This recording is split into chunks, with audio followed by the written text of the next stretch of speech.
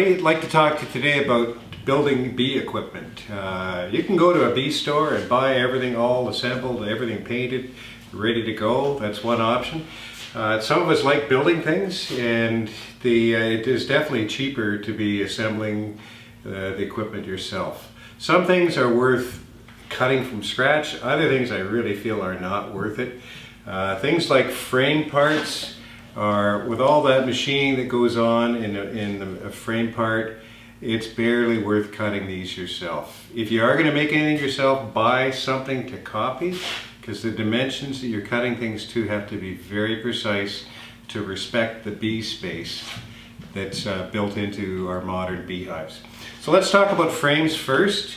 And we'll look at the end bars of frames first. We have two frames here. The one on my right, your left, is self-spacing. It has shoulders built onto that end bar. The other one on the other side is non-self-spacing. In a brood chamber, my preference is to have these self-spacing frames because they prevent you from mashing bees together as you're sliding frames close to each other. They butt up against each other, prevent the frames from getting too close together.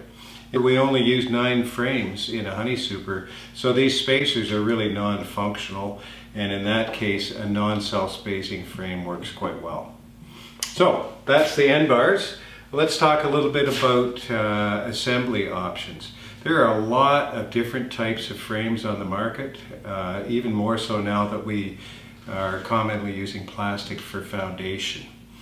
When we assemble a frame, there's a certain forces that want to be pulling the frame apart.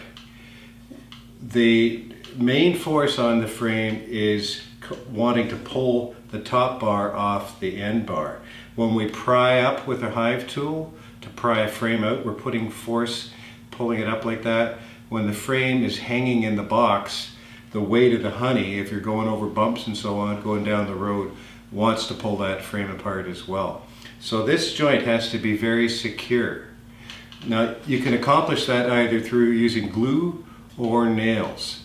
If you're going to be using just nails, a nail through the end bar is really important, most important nail in the frame, because a nail going perpendicular to the force will prevent that frame from coming apart. A lot of modern frames are built in a way that there's very little space for nailing through to the end bar into the top bar. You can see that has a very tight little shoulder there. These are made for gluing together. So let's talk about where glue works and where glue doesn't work. Woodworkers are all taught to use glue on face grain. Glue doesn't work on end grain. That's end grain there, where all the grains, the tips of all the grain are faced up there, and there's no good adhesion to that sort of a surface. This is face grain right here, and that's face grain right there. So the only location that glue will work is applied to this side here. So you just apply it there using a little spreader like so. Another thing that works well is an acid brush to apply the glue, but then that frame is assembled like so, and it's even a good idea to apply a little bit of glue to the other face grain surface as well. Then what we would be doing is putting a nail down in from the top just to keep things in place while that glue dries. It'll actually be the glue that holds the bond together. So now we're looking at it from the bottom of the frame.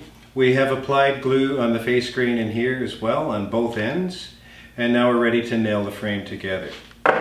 You just hold the frame upright like that, and you want to be using very specific nails that are made for nailing frames together. These are box nails. They have a very thin profile, and that black coating is actually glue. When the nail is driven in, the heat from that friction melts the glue on the nail, and then when it cools it sets, so it helps hold the nails securely in place. So we'll just drive that in right in the middle of the frame there, get it centered, and then drive it home. We'll spin that around So everything's kind of in the same orientation. Makes it a little easier to work on. Make sure the nail's straight up and down and drive it home. We flip the frame over and do 2 nails here, because as you can see there's a space for a nail to go in there and a nail to go in there. So we'll just put the nails in the bottom now, get it tapped in, line it up nice and straight, and then drive it home. Second nail in, get it set, make sure it's straight, drive it home. So there we go, we've got the frame all assembled, and it'll be a good strong frame that'll last for many years. Now let's look at doing this in a little bit more efficient manner by ganging up the frames to nail them all at once. This is a jig for assembling multiple frames at once.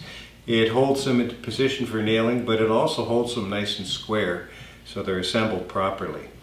Let's take a look at this box. We have plans for this on our website, but it's a box that's 5.5 inches high, and what we've done is put a sheet of 1/4 inch plywood on the ends of the box to take up the bee space that is situated in that location. And then we've made up another box that fits inside, and so when we stand our end bars up in here and over on the other side over here, that will hold them all in a vertical position. So we'll just tip that box up, and what we do is just go down one side, standing the frames up all the way down, and then we stand frames up all the way down on the other side until this box is completely full. So now we have all our end bars lined up in here. You can see how they're held into position, and then we can just take our glue and go down and place glue on our face grain there all the way down on both sides.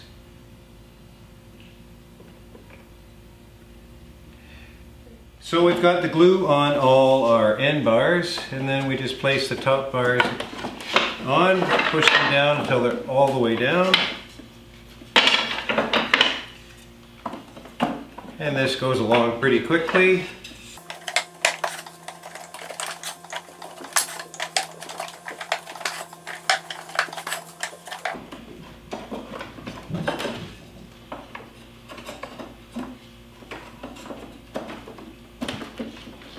And now we can go ahead and nail the frames.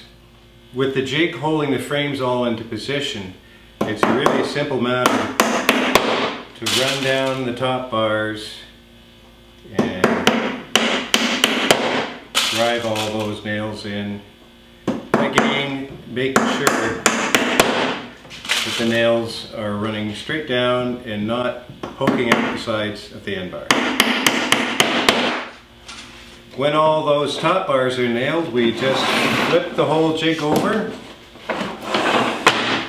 and then apply glue all the way along on the bottom. So once that glue's in place, we then just put all our bottom bars in place too. We have to make sure that that joint is tight in this orientation there. And it also goes along pretty quickly. Now we're ready to nail the bottom bars. We can do that with a hammer and nails as we showed before, but what we actually do here is we use a brad nailer. So this is driving 1 1/8" brads, and then we can just run all the way down the top here.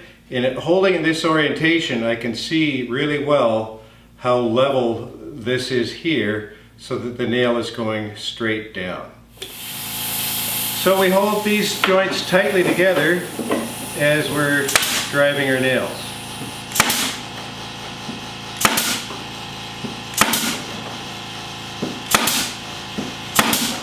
Make sure you keep your thumb well out of the way so you're not driving a nail into your thumb.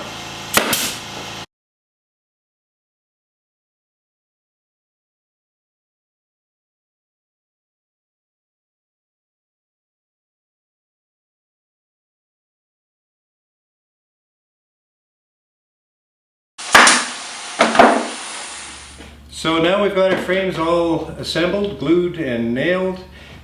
We can take them out of our jig, and so they just slip off box, and we're ready to put in our wax or plastic foundation.